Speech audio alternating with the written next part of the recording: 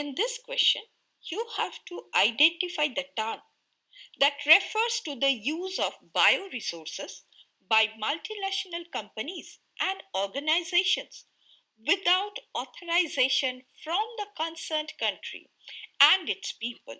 Option A, bio-infringement. This is incorrect because this term is not widely recognized in context of bioresources. Option B, biopiracy.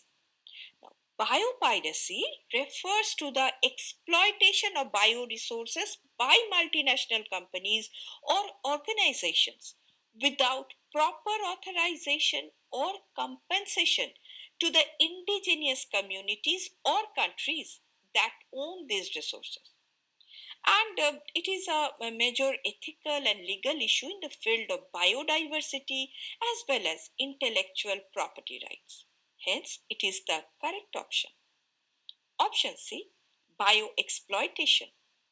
It is also incorrect because this term describes the general overuse or misuse of biological resources.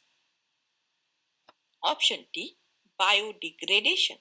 It is also incorrect because biodegradation refers to the breakdown of organic substances by biological agents such as bacteria or fungi.